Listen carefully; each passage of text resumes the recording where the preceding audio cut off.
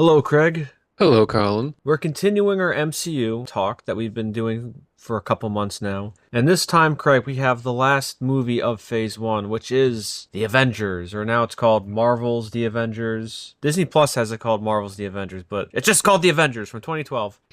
And Craig, I think we saw this in theaters together, and I remember this was kind of the turning point for how people react in movies or in movie theaters, where there's a lot more cheering, I remember. But it obviously wasn't nearly as bad as it was for the end games, where people are screaming. You ever see those audience reactions videos on YouTube? Unfortunately, I have. I would hate to be in theaters with those people because they scream. There's a difference between being excited and passionate and then being obnoxious. And that is a long line of obnoxious. My point is that I think the Avengers kind of started that trend. Because I remember people were cheery, they were happy, they were clapping a lot during the Avengers. But little did we know that that would exacerbate to the end games where everyone just screams and shouts. So, Craig, with all that being said about the Avengers, what did you think of it? Well, I want to go back to your people's Oh, overreactions because I remember we saw Endgame in theater and people were crying. I know yes, you're saying this kind of started that, but I have a feeling people are also trying to be performative with the age of social media and people constantly filming themselves. that is true. Again, you could say I have no evidence for this. I probably don't, but just a gut feeling that I have where people are trying to be more performative. They're going to overact, overcry when they watch movies. They're going to clap louder because then they'll be filming themselves doing it. They'll film themselves after they watch a movie. Look, I just cried watching Endgame. I saw Iron Man die. Right, right. Again, you could say I'm completely off base, but that's just the feeling I get. Like, why would you cry when you watch these movies? Why would you Well, Craig, want to be throwing popcorn at the screen unless you're trying to do something annoying? yes. Well, to the Iron Man point, and then we'll get back to the Avengers. I'm sure there are kids and people who genuinely cried. I'm sure, but we're more pointing out the people who scream and throw popcorn everywhere like animals. Every single person we've talked about has never been a child. We've only ever targeted adults. Yeah, I know that's true. So, Craig, enough talk. What did you think of the Avengers? I liked it. Maybe not as much when it came out, but I still liked it. Yes, the hype was real back in 2012, I remember. I was so excited because the first It's never Avengers done movie before. to come out and it was really good. It wasn't a disaster because when DC tried doing their Justice League, it was just a mess. But the fact that they were able to stick the landing with all these characters, even though as a kid I liked it a lot more, much like how you said, but as an adult there are things that I don't like about the movie too much, but I still think it's really good regardless. Yes, and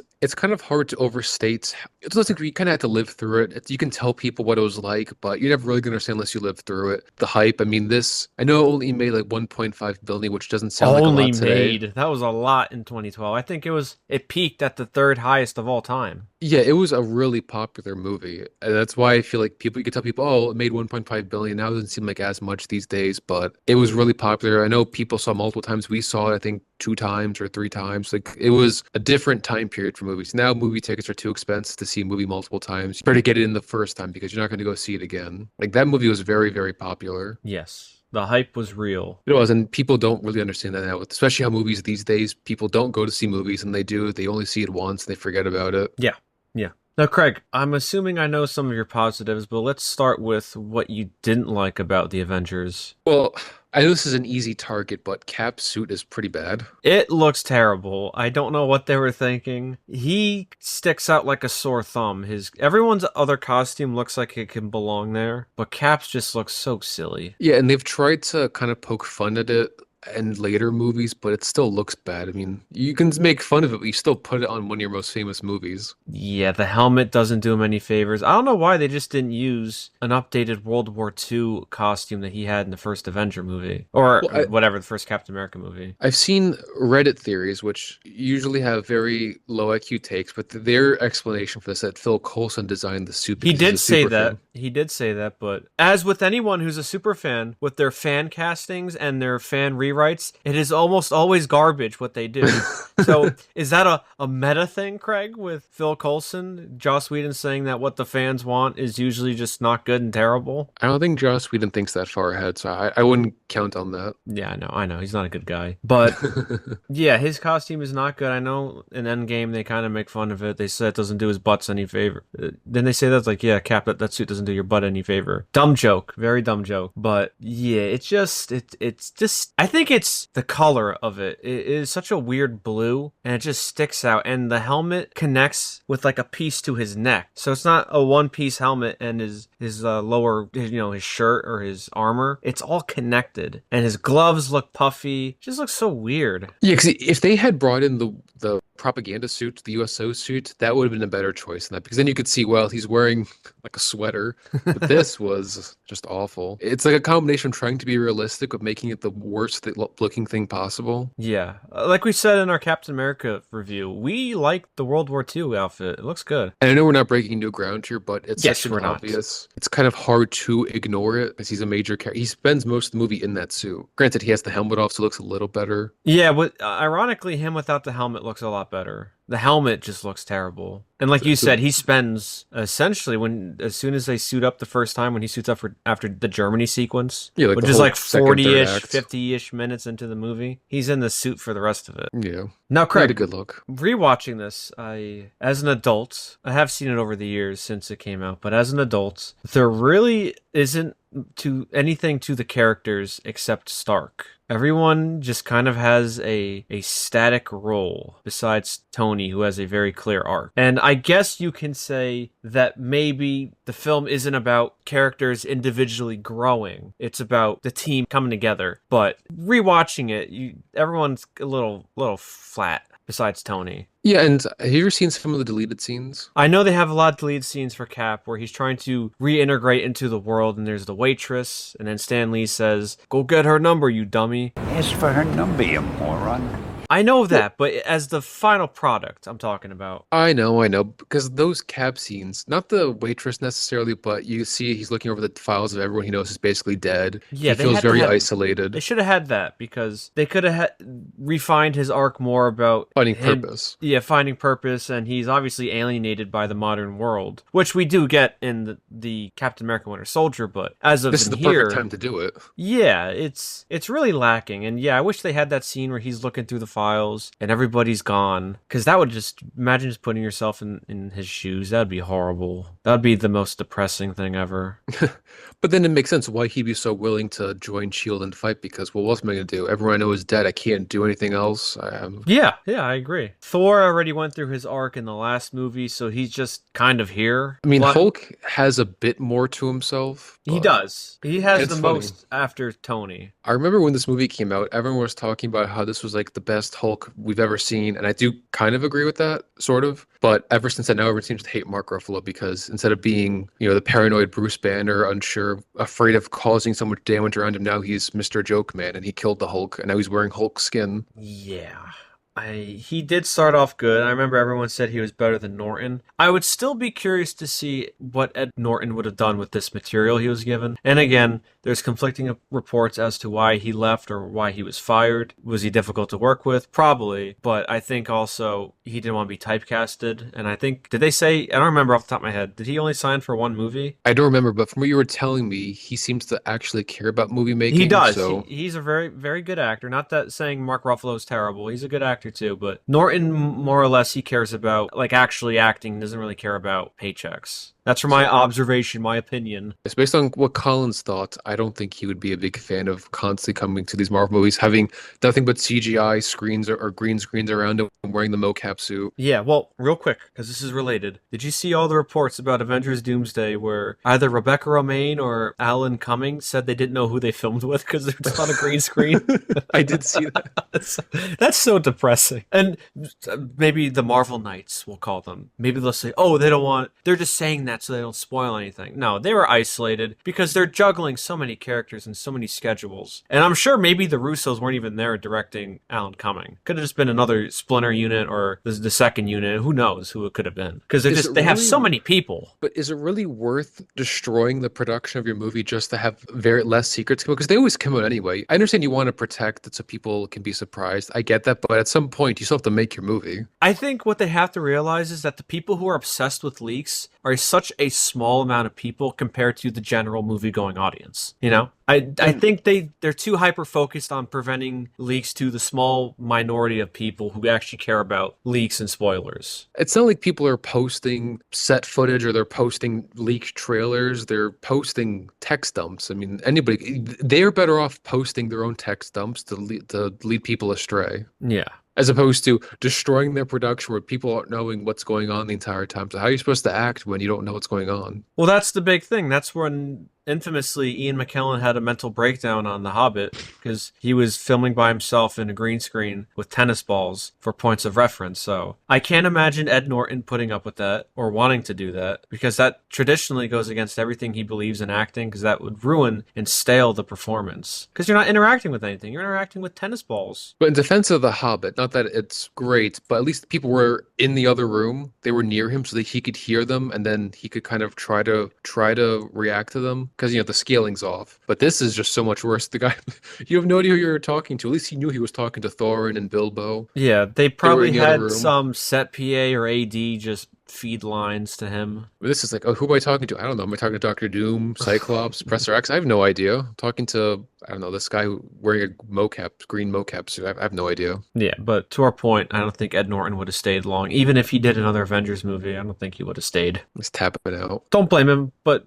Mark Ruffalo as the haunted and very cautious Bruce Banner worked for this movie, and then he became, silly joke man. Science! This is Oh, God. science! Deb, Hulk Hulk out. Oh my God. I mean, they kind of had a little bit of that too, where Iron Man became a specialist in whatever gamma research overnight. It's like, takes a little more than reading Wikipedia to So I understand was all going that to talk stuff. about some of the humor because I think some of it kind of works and then some of it really doesn't. And rewatching this, much like if anyone rewatched No Way Home, and again, another report I saw, Charlie Cox said when he was in No Way Home, Oh he my was God. told to specifically give a couple beats so the audience could clap and cheer and throw popcorn everywhere. This movie felt like it had those moments of just holding on a little bit for laughter and then moving on. That's awful.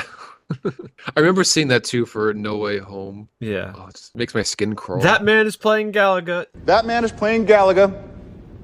Thought we wouldn't notice. Yeah, that's not funny. And some of the humor too, we alluded to it in our first Avenger review, how Captain America's humor comes from him being, oh, he's an old man. Okay, sure, technically he's over 100 or close to 100, but he's not actually an old man. He's still 30. Yeah. And he's a fish out of water, which can have some humor, but I don't like that kind of stuff because, especially when it comes to time displacement, because people who are thrown 50 years in the future aren't going to be so completely lost with everything. Someone from 100 years ago, we show them a computer, they're going to understand what it is. They might not know how to use it, but like, oh, I get that. I can understand what you're doing with it. It's like a book almost, right? Like an interactive book, or you can tell them and they can understand what is going on. Captain America should not be so lost in the modern world, like, oh, he doesn't get any reference and stuff. He's an old man. Yeah, It's just really they dumb. kind of played it up a little bit too much. They kind of made him seem a little clueless. It's like, yes. He's been gone for a while, but he's not stupid. He's not been frozen for 1,000 years. Yeah, it's not like he was hypothetically an Egyptian building the pyramids of Giza or whatever, and then he comes into modern times and he has to interact with the computer. Like, it's not like that at all. I know it's very, very dumb, and he really likes to harp on the old man stuff. He's not actually old. He's 30. Yeah, and also give the man a break. Like, he didn't ask to be time displaced. It was a noble sacrifice. No, Colin, we gotta keep referencing it. You will find it funny. It's not funny. It's just depressing. And I guess maybe that's the more wiser, older, cynical take, Craig, that we have now. That it's not funny to make fun of a guy who as you said, got time displaced, and everyone he knows is dead, essentially, for the most part, or on the verge of dying. Yeah, well, also they cut those scenes, so you always saw with the funny stuff. Yeah, so I know this movie has a decent length. It is 2 hours and 23-ish minutes. But those scenes to really add more to Cap, instead of him just being generic moral compass guy and out of time man, it would have given him more as a character. And that's what his solo movies do a lot better. And I know it's a team movie, but Captain America is the second main character, if you want to call him that. So you wish he had more. Yeah, like I said, would have helped with this character, and I think you could have given some scenes to Thor because he just shows up out of nowhere at the when they capture Loki, and they don't really explain anything. Like, oh, he's here. They Why? just I don't know. mentioned Father used dark magic because the Bifrost got destroyed in Thor. Yeah, there's no real explanation as to why. I mean, he's there to get Loki, but how did he know? Why are they there? I mean, they could have done a little more to give Thor some context as to why he was there. Same thing with Cap. They did it with the Hulk because they knew new actor. We should probably give a little more context of what was happening. And you Well, forget Hawkeye's an yeah. Avenger too, which he's given nothing. Well, he spends half the movie under mind control. Also, he's not like he appeared in. I know he technically appeared in Thor, but he was a quick blink and you miss it cameo. Yeah, you just said like I'm rooting for this guy when Thor is beating up those people in New Mexico. Because I don't know if you saw during the production, they were thinking about having the actual Hank Pym and the Wasp be part of the main team instead of Black Widow and Hawkeye. But not Joss, Feige said no. We have to have Black Widow and Hawkeye because they appeared in the movie. Which I understand the thinking, but at least for Black Widow, but Hawkeye, I don't really understand the thinking for. Yeah, at least the argument for Black Widow is that she was actually in an entire movie beforehand, where Hawkeye was just a cameo, a glorified cameo. Yeah, you don't mention his name, you know nothing about him. Honestly, we saw the Avengers and somebody said he was in Thor, I was like, what? Because it doesn't help that in Thor, he is in like a suspended crate in the air, and it's dark and it's raining, and all you see are just highlights. It's hard to see him, and he has a bow that's black in the middle of the night. You know, all he does is talk about he's going to shoot somebody. Yeah, that was it. Not even subdue him, just shoot him with an arrow. That's like pretty barbaric. It's not like you can non-lethally take him down. You shoot him with an arrow, you're going to probably kill him. Yeah, what a savage. I think also in this movie too, the middle act kind of drags a little bit. Yeah, the helicarrier. Yeah, that kind of goes on for too long. Well, and especially they realize that not everyone has something to do, so they have Cap go and find the old Hydra weaponry. Because of course it's on the helicarrier, and of course he finds it immediately, just to prove that they're making weapons, even though Iron Man hacking them is more of the proof that they need. Yeah, that's a classic case of we got to give somebody something to do. Yeah, and really, again, it really accomplished nothing in the long run, just kind of reaffirmed what they were believing. Even if he didn't find it, like Stark has the proof, and Banner was looking at it too. Yeah. Because even Thor, I guess they realized Thor had nothing to do, but let's not pretend to have him look with Cap. Well, yeah, he wouldn't know where to look. And it got a chuckle out of me for a second because when I was rewatching this, I was thinking, why did they choose New York again? And it's because Stark Tower has that sustaining thing, the arc reactor powering it. But then Tony makes a big statement about Loki wants his name everywhere. He wants to parade. He's a showman. And he's like, wait a minute, my building. He wants flowers, he wants parades, he wants a monument built in the skies with his name plastered. Son of a bitch. I was like, all right, like that's kind of a grasp in logic to deduce that. Yeah, no, why? I mean, we know why it's New York City. It's just Loki's motivation for it is a little more flimsy. Well, I'm assuming Selvig picked it out because it's a arc reactors. And again, this is a minor nitpick. This doesn't affect the movie, but it's just Tony's how he deduced it was a little. I was like, what? It's not even like Loki's palace or something. It's your name on a building. Why is he? And that's one of the smallest buildings in New York. I understand the arc reactor part, but Tony didn't really mention that. At least in that scene, that they're using it because of the arc reactor powering the building. They didn't mention that. Yeah. So that got a chuckle out of me. I was like, what? Well, it's like the time travel, how he just magically figures it out. Oh my god, yeah. Well, this is what happens when dumb people try to write smart people. They don't understand that doing real stuff takes time. And Well, that's not exciting, Craig. That's not exciting. I know it's not exciting, but that's how it is. And very few people just know everything immediately. Like, oh, I'm smart. I can just figure Craig, things out immediately. Before we get back to the Avengers, the biggest sin in that scene for Avengers Endgame is that he's not even trying to find time travel. He's like, yeah, put in this data, and if we get it, cool. If not, cool. And he's the only person ever just magically mess around and find out, discover time travel. Like Hank Pym couldn't figure it out, but Tony Stark in an afternoon can. Don't worry, Craig. We'll eventually get to our re-review of Endgame. So, Craig, we talked about some negatives for the Avengers, but what are some positives you have? I mean, the character interaction is definitely one of the positives. Seeing all the different characters bickering and arguing. Obviously, Captain America and Iron Man always steal the show because they're almost not polar opposites, but they've got very clashing personalities. Yeah, and I think Stark's arc is pretty good. No pun intended.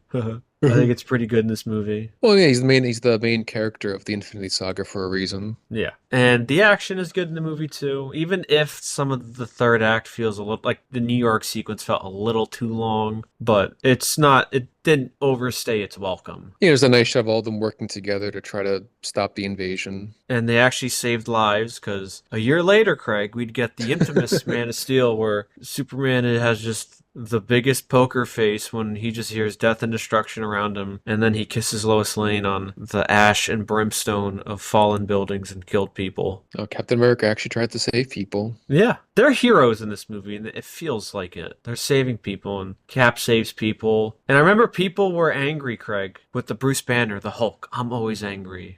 I'm always angry.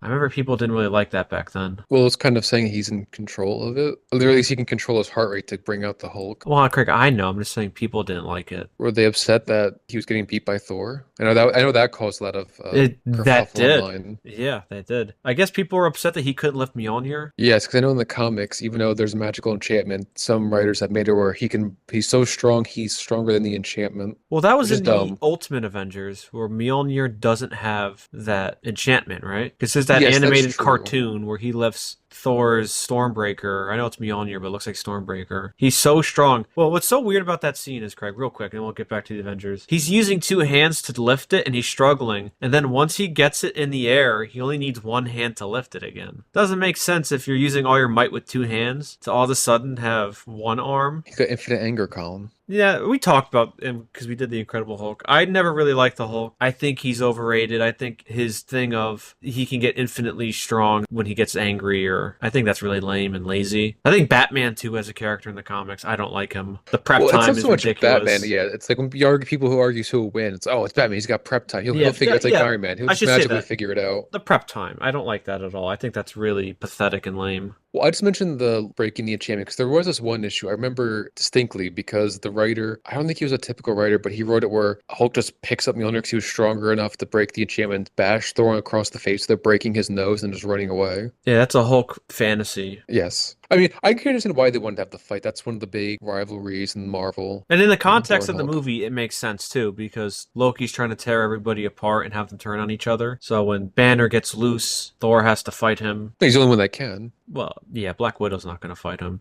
He almost killed her. It was when she survived that slap, like getting slapped across the room. Like you think she would like broken something. Yeah, you think her legs would have been just like destroyed. They've been jelly. I think also if you watch this movie on like high definition, maybe 4K, it looks a little weird. Like the lighting or just the The lighting of the movie, it's really flat. Now I'm not asking for the gray tone of or grayscale of the Russo brother movies, because everyone always complains that movies nowadays, they're not super desaturated, but the colors are brought down. So at least this one, even though if it looks a little weird with the lighting, at least the colors pop. You know, it genuinely looks like it's a good looking movie. Yeah, and to your point, I think Whedon even admitted to this because he said he wanted better lighting in Age of Ultron, which definitely is not as flat as this movie. Yeah, his idea of better lighting in Age of Ultron was desaturating some of the colors. Well, true, but it's not because he came from a TV background, right? So that's Yes, he did. probably why it looks like this. The very flat, even lighting. And that's a thing that people talk about nowadays is that movies and TV shows in general are more like not monotone, but like they're grayscale kind of. The colors are brought down. And then you compare movies like in the 80s and 90s where everything, the colors pop more. Was it the difference like filming on film versus digital? It really depends because you could use different film stock to get different colors. But then again, it's all processed from the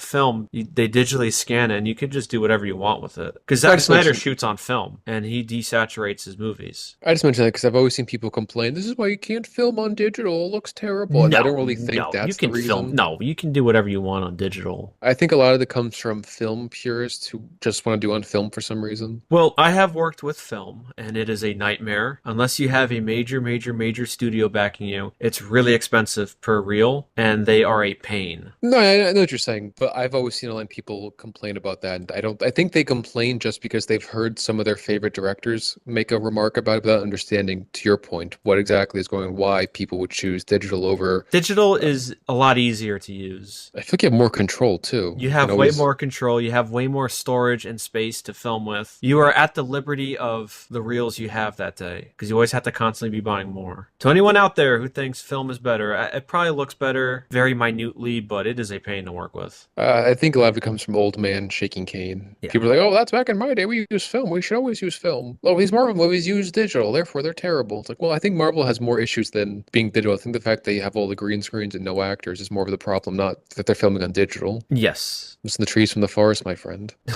Well, it helps that in these early phases that it seems like, I mean, I didn't read too much about the behind the scenes. It seems like they planned everything. Well, they So had sets. nothing is really a rush job because that's the biggest kind of difference between Marvel now and Marvel then is that at least none of these movies feel rushed, even though the first Iron Man was a disaster production wise, but maybe Marvel got false confidence saying like, well, we somehow got a movie together, even though we didn't have a finished script and we're kind of improving. They probably learned a bad lesson from that very first movie. Plus, you got to keep going. You have a delay in production. Well, got to keep moving. We got to crank these how many movies out a year, which I can understand why things are probably rushed. But at least Yeah. in this case, I know they had real sets and there were real people filming, and they filmed on location for some stuff. All of New York, I think, was sets in Ohio. They had obviously New York units and plate units for Tony flying around, but pretty sure they shot most of it in Ohio. That's what I remember seeing too. But 'cause, yeah, I remember way back in the day, I was a little more not involved, but I would read more of the stuff like, oh, they filmed in Cleveland. Oh, that's cool. Yeah. Now I don't care at all. Well, now 'Cause it's all they green never- screen. Yeah, Yeah. there's nothing to. There's no fun trivia anymore. We filmed in this warehouse instead of this warehouse.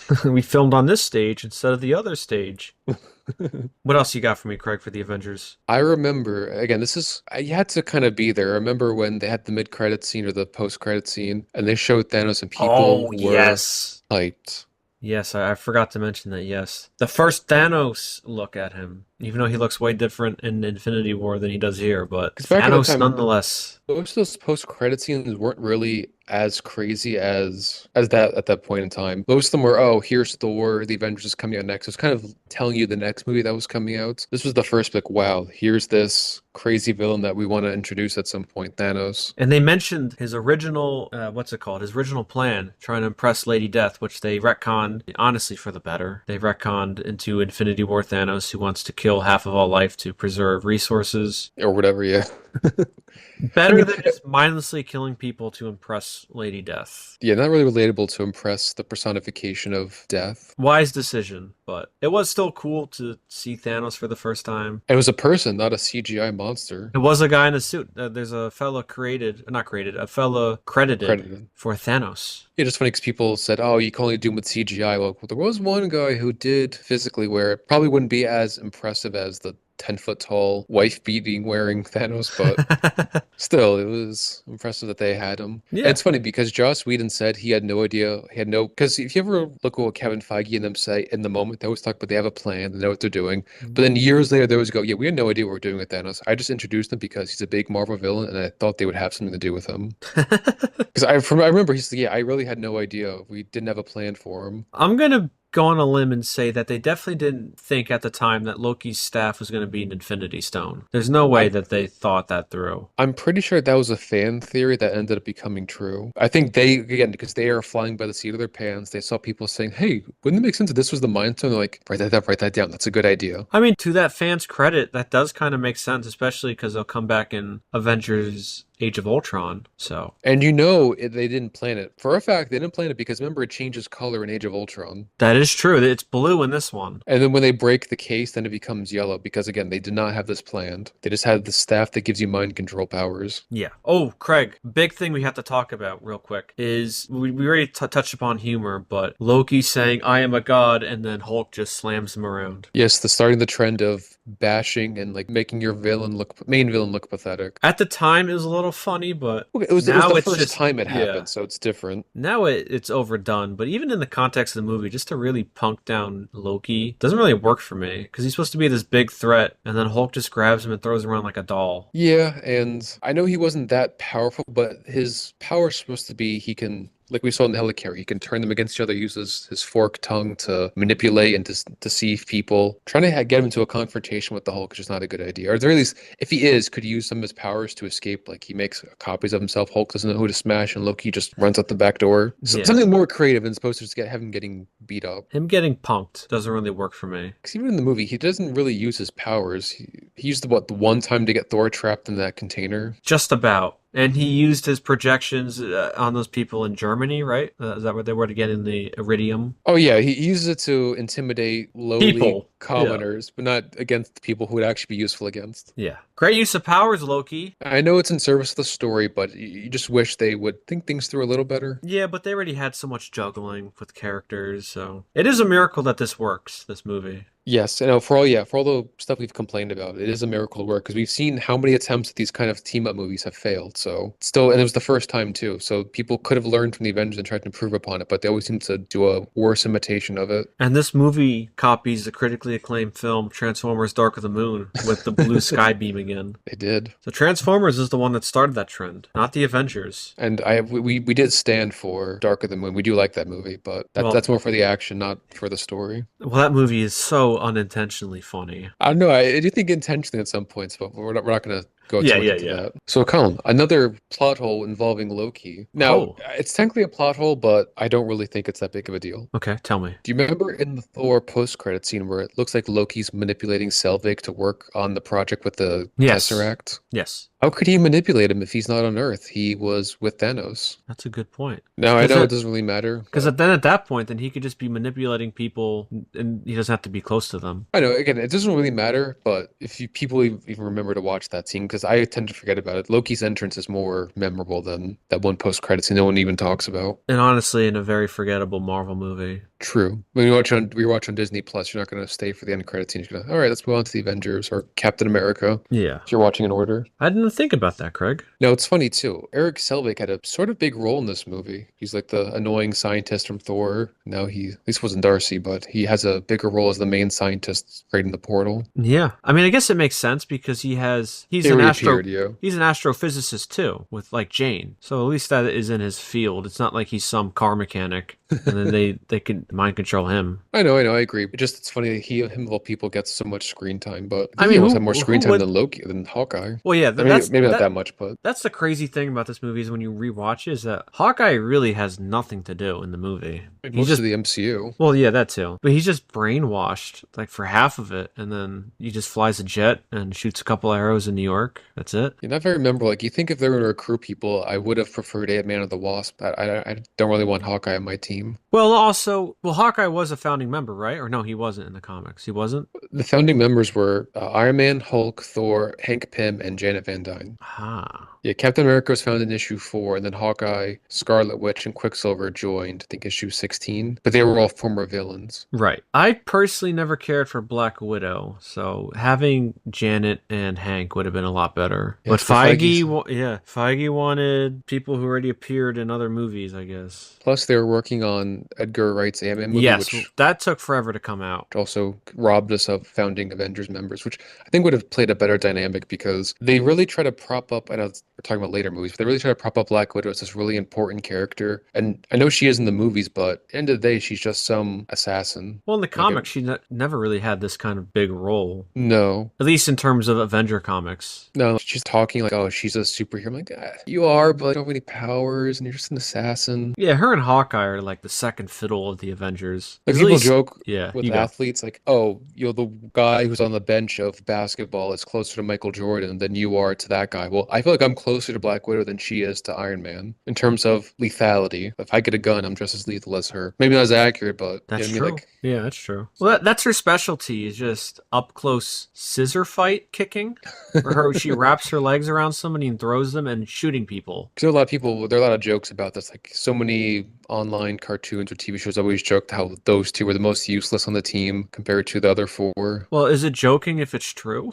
No, but it got a lot of like rips. Everyone's like talking about, like, hey, what do you do? Oh, I shoot people. It's like, well, anybody can shoot people. Yeah, right. Even Hulk can shoot people. I think at that point, maybe I don't remember the exact timeline for the first of not Avengers, the first Ant-Man movie, because I know they tried making it a little bit after Iron Man, right? But then Yes. Edgar Wright was dragging his feet, or he wasn't satisfied with something, and he kept on making movies to not make Ant-Man. I think this guy did like 3 movies before Ant-Man ever came out. Yeah, it sounds about right. Because I think he was a part of Tintin, he did Scott Pilgrim, and then The World's End. So he was making anything but Ant-Man. And maybe at some point, maybe a couple years, Feige should have just said, we're going to introduce him in the Avengers, the first Avengers movie. Because I think the original plan would just been to be shield scientists who have powers, which at that point, what's the difference between them and Hawkeye or Black Widow? They're kind of the same thing at that point. They work for shield. That's all you need to know. Yeah, yeah. I mean, they would have been more useful in the final battle than Hawkeye and Natasha. I just think we're more useful for the team. Get Hank another genius. Wasp was a major character for the Avengers, becoming leader because she was always on the team. Yeah. It just, for us as fans, I feel like you missed out on something, not having 2 core members on the Avengers. Yeah, They're relegated to side movies. It's kind of a disservice to those comic characters, you know? Yeah, like they're major part of the team. Then they have Age of Ultron, which is about Hank, but they don't include him in it at all. Yeah, that's kind of wild that they don't have Hank or Janet in those Ultron storyline. That's crazy. I'm sure Missed to you, opportunity. Craig, the definitive Avengers depiction is Earth's mightiest heroes. I don't think anybody would ever argue with that take. I hope not. I hope not. You'd be a crazy person to argue that. Yeah, especially because that came out before this, so people, at least for me, like, oh yeah, that's such a great show. Yeah, Hopefully that the was movies do something 2010, similar. I think, right? 2010 to 2012. Yeah, hopefully they kind of make it similar to that show. No, I mean, again, we were all on the hype train, so we all enjoyed it. But just looking back, retrospectively, you wish they did some things differently. Yeah, they fundamentally got a lot of things wrong from the start. That at And, the time didn't seem like big issues, but they kind of Snowballed and yeah, I especially know some Thor people's was a big rights missed issues. opportunity. Oh, yeah, him especially. But I was talking about like some stuff like rights issues where why couldn't they make a solo Hulk movie? Well, it's rights issue. So stuff like that you can kind of excuse, but stuff like Thor I think is just wild. They didn't have any rights issues with Ant-Man not having him as a major character. Yeah, and It's using wild. Scott Lang as a charming but kind of a dummy didn't really do well, at least for the character. Like, I like Paul Rudd, I like him as Scott, but he is the dummy of his movies. He's the charming fool, and everyone has to explain everything to him because he's out of He's his the depth. crash test. He's the crash test dummy for Yeah. Hank Pym. Yeah.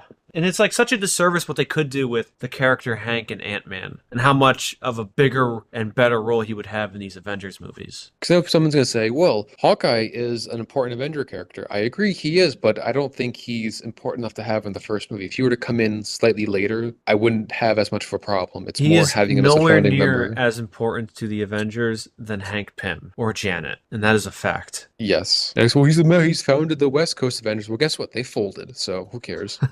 And the East Coast Avengers were only known as the Avengers first, and they came first. Yes. Now, I know we talked yeah, there you about Captain America's awful redesign, Mhm. but one of the better redesigns was the Hulk. I think we talked about we didn't really care for his design in the Incredible Hulk. This one looks much better. Yes, the CGI advancements between 2008 and 2012 are pretty noticeable, and this one looks really good. And I know we talked about how the 2008 one didn't have any resemblance to Ed Norton, and I think you and Daniel said that you liked that because that really shows that they're two different beings. One's a Yes. monster, like the Jekyll and Hyde. And this one, they really emphasized Hulk looking like Banner, Which- the same likeness. I don't like, but I like that he looks more monstrous. Like you see, he's more hunched over. Granted, he runs like an animal most of the time, but like the fact that he's more monsterish, I kind of like more than standing up straight perfectly. He looks too much like a person in the Incredible Hulk. Yeah, he's more animalistic in this one. He emphasizes the monster. The face I don't really care for, but I prefer the more monster, and he's a little brighter too. Yeah, he was a little muted in 2008 one. And again, I'm not just talking about the CGI advancements, because obviously that goes without saying. It's more the design I preferred. Yeah, he looks a lot better here than he does in 2008. And I thought he looked pretty good in 2008, but Yeah. this is definitely the best depiction of Hulk in a movie. This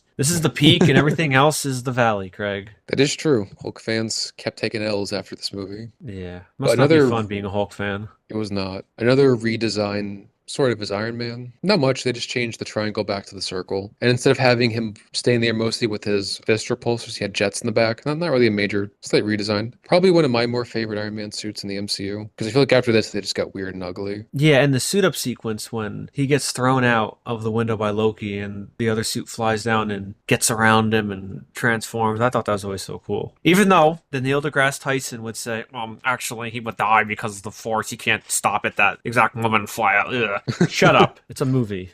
Or they'll say, actually, there's how long the sequence took to suit up. It wouldn't be enough time. Thrown at that height, he'd have to be suiting up in like 5 seconds. So he'd basically be dead. It's like, yes, thank you. It looks cool, so no one cares. Yeah, I'm not watching Mythbusters. I'm watching a movie. Well, how would you even test it a Mythbusters? Like, you just go yourself out of building? Just throw a dummy.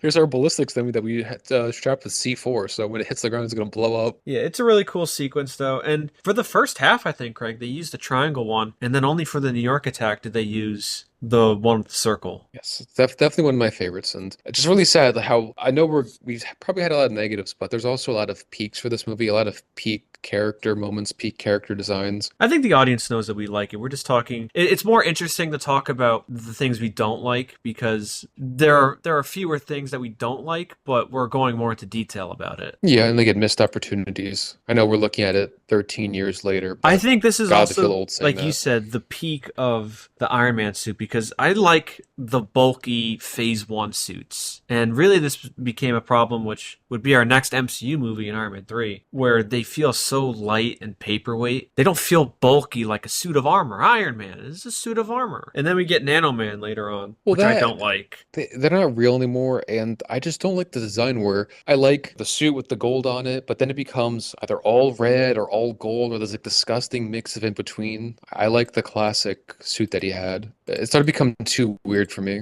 I was tapping out. Yeah, Phase 1 Iron Man suits are peak. Yes. After that, oof. It not only a fan. goes downhill, Craig, again. The valleys and the peaks. Or the peaks and valleys. This is the peak for Iron Man suits. Yeah, because I know we both love the Mark 1 armor as well. The real bulky. Yeah, the Mark 1, the Mark 3. I don't even know what this is. I guess is Is it the 5? first half of this still Mark 3 for Avengers? Is that still the Mark 3? To be honest, I'm not entirely sure. I lose track of the numbers. After the first one, I don't remember anymore. Well, I think the one in Avengers Infinity War is like Mark 46. I don't know. I really don't know. I know there's an MCU Wikipedia page, which I'll look at when I'm editing this, but I don't know what these suits are anymore. Well, I prefer calling by their movie suit. Yeah, The Avengers yeah, one. That's just easier. What else you got for me, Craig? So I guess we'll talk a little more about some of the positives. I did like a lot of the intro, like not even just the first act, like how you see Loki show up immediately, there's a threat. I like how it kind of bounced between characters, how you had, I forget the order exactly, but it goes from, I think, It's Black Widow. yeah, Black Widow, then it goes to Hulk, Hulk, then they get and Iron Cap. Man, Or and is Cap then Iron Man or Iron Man then Cap? I know I just saw, but I kind of forget the order. But the point is, like, it goes like from one scene like back to back, and it kind of helps transition it.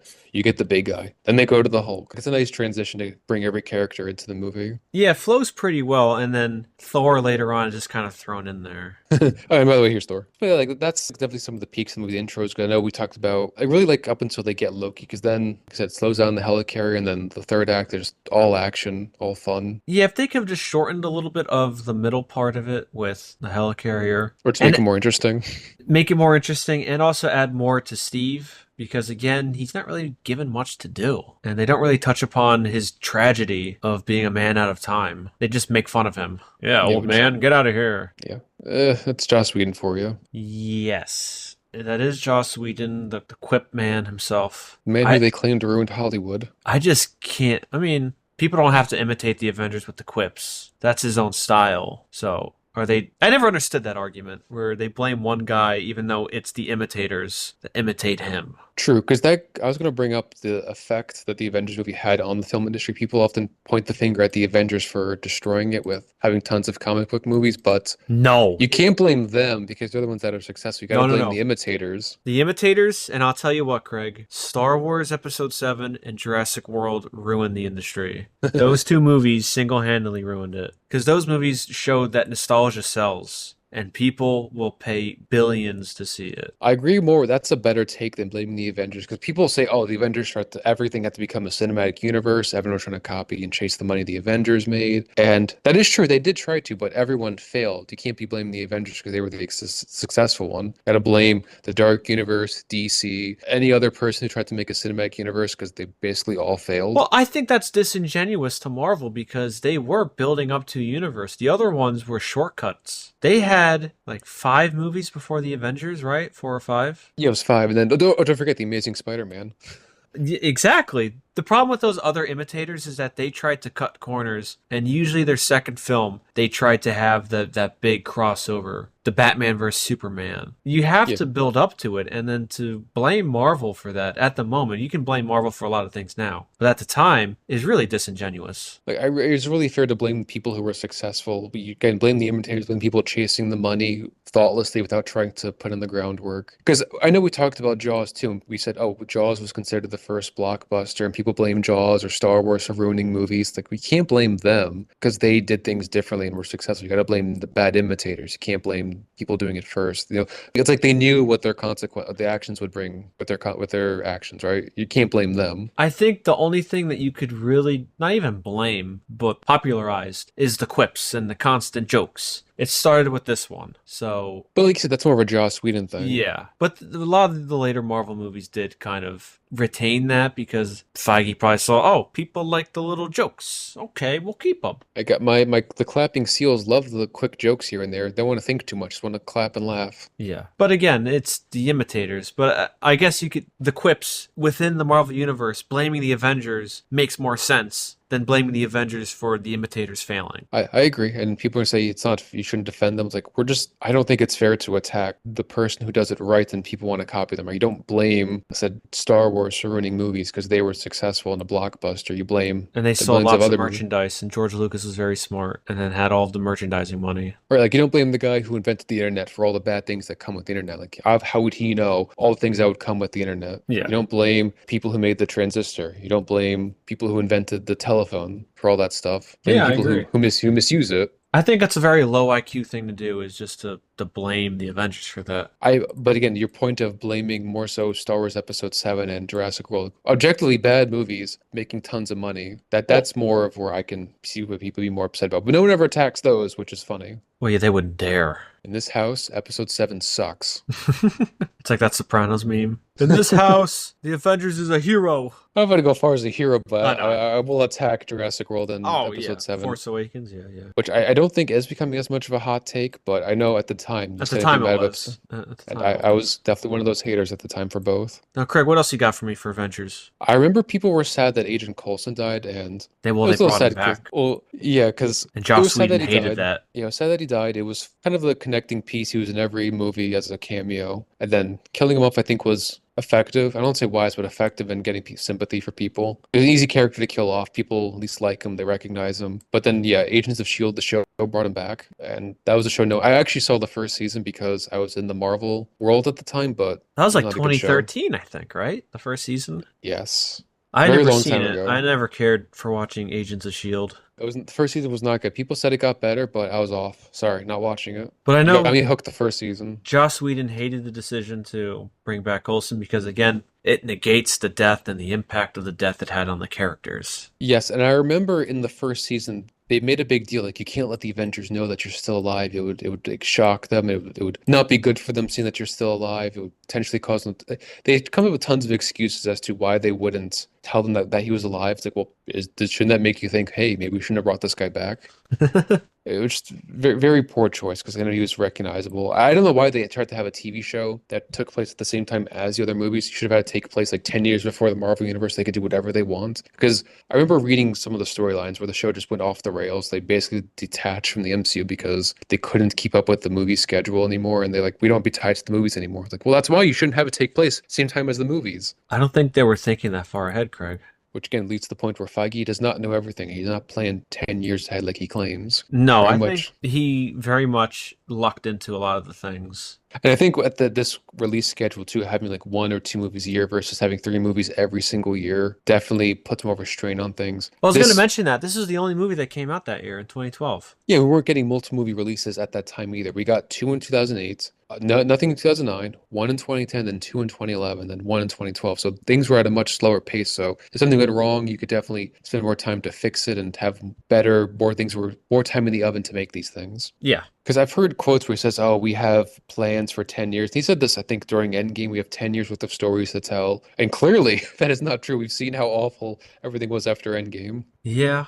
So he's very much a liar, liar, pants on fire. He's like a car salesman, it feels like at this point. Yeah, people seem to eat it up, and I don't know why anymore. Well, it doesn't seem like they're eating it up as much, Craig. Well, I have seen people say that. Now, this is again a Reddit theory that I saw where people were saying that he purposely made bad TV shows to hurt Disney Plus. So then when he would start making good stuff, people would be happy that he's back and give him more creative freedom. Like something really stupid like that. No, that is ridiculous. And they say I'm a conspiracy theorist for some of the stuff that I believe. That is incredibly stupid. Like I don't know how you would ever come to think that. Purposefully making bad shows just to tank the brand on Disney Plus, which in of itself tanks your movies. I didn't try to fully understand what they were thinking because just looking at that on my phone, like, well, that's stupid. But seeing people believe that he was purposely making bad stuff to want to give him more creative control, because apparently, like, he lost creative control, then they wanted to give it back to him, so he purposely made bad stuff. None of it made sense. Well, if he made bad stuff They on just fire him TV, most of the time. why would they give him more creative control? Well, apparently their argument was, well, because you took my creative control away, stuff got worse, so you should give it back to me. It doesn't make sense. It was never going to make sense. Well, yeah, what they don't realize is it's not like Marvel's hitting it out of the park right now with their movies. And it's at all-time low. They've had 2 flops this year, and the Fantastic Four is a success, question mark? Not really. It's doing okay. We don't know. I can't trust that budget. It says 200 plus million. For all I know, it could be 300 million. And it's grossed under 500. So it's not really doing well. It's doing better than the other two, but that's such a dumb theory. Colin, every episode I gotta tell you something stupid someone on Reddit said. The Captain America one was the most depressing one to hear because that was that was the dumbest one yet. It's real. People actually believed it. There's no way those are real people. What else you got for me? I do think it's funny that the solution to Loki's invasion was just to nuke New York. Well, that was a rogue person that did that. But still, instead of trying to send an army, instead of trying to send, the U.S. has the greatest military in the world. Instead of sending anybody in the military, like, let's just nuke the city. Let's screw it. Let's just nuke him. Like, for all we know, they could have sent in the military, sent in some fighter jets, and then some Navy ships. Oh, so this was the movie that's really popularized Loki. I know he was popular in the Thor movie, but this movie really put him over the edge because I think this really changed their trajectory for Loki in the MCU. I don't know if they had a big plans for him after this movie, but they definitely made some for him after this movie. Yeah, I mean, I think we talked about this, Craig, that we don't really care for the overabundance of Loki. But maybe this movie made them realize, like, wow, the audience seems to really like Loki. Let's get some more Loki. Well, that's why he had a bigger role in every Thor movie. That's why he got his own TV show. Because I remember when this movie came out, there were like fangirls saying Loki was right, Loki should have won. No. No, that was real.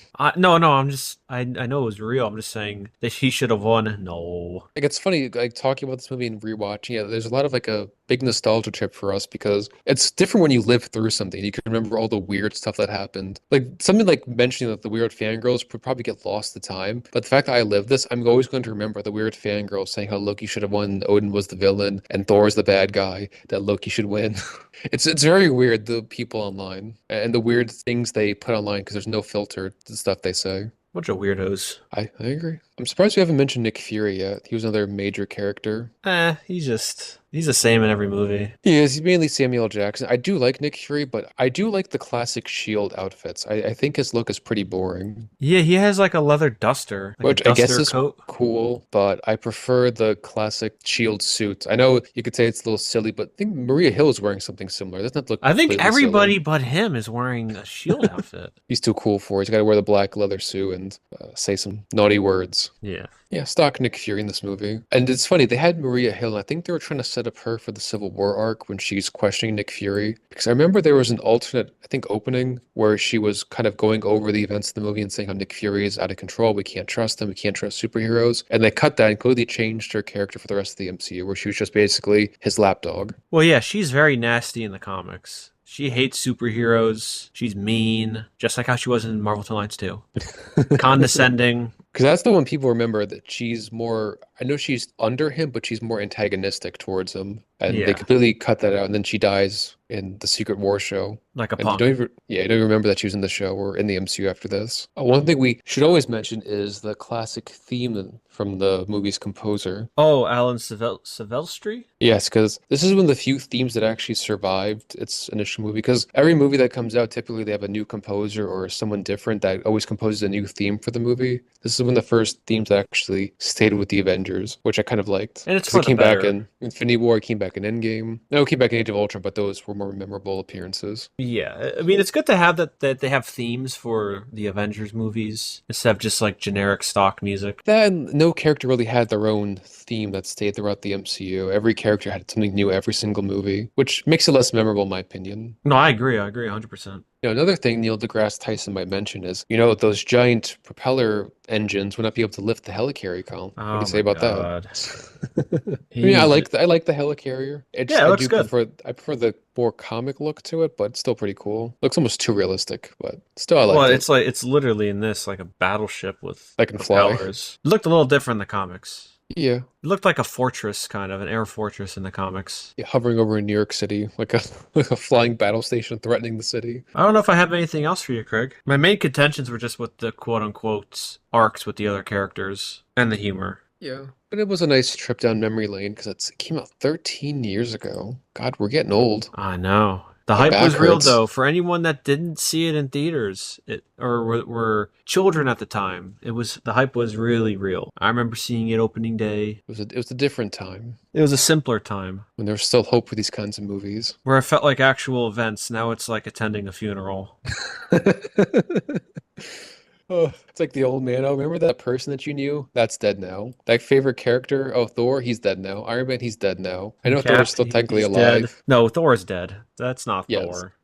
That's someone skinwalking as Thor. Did you ever hear about those parasites those worms that they're like zombie worms where they'll take over dead animals and they'll move them around? Something like that happened to Thor. See, I was thinking of a skinwalker, but that's also. Yeah, it's like one of those disgusting worm viruses. I think a skinwalker's funnier, but that's also appropriate. But whatever our next movie, Craig, it'll be Iron Man 3. So with that being said, Craig, what's your final verdict on the Avengers? In terms of ranking it, Yeah, ranking it, or what you just to give a sentence about your thoughts about the movie? Where would you rank it in phase one? So, it's just my final thoughts again. It's a good movie. It's a good team up movie. I know people complain that, oh, it doesn't work with other movies. Well, yeah, that's kind of the point. It's a sequel to those other movies. You want to watch other movies to watch this. Because I remember, it's one last thing, people were complaining that they just would walk in, see the Avengers and not know what's going on, not like it. Well, it's not really a standalone movie. It is a sequel to these other movies. You shouldn't be watching these movies by themselves. So I don't really Yeah. think that complaint is really valid. I I agree. compare these movies to a TV show. You don't watch the season finale and complain that doesn't explain everything to you. You watch every episode leading up to it. But in terms of ranking this, I would definitely put it.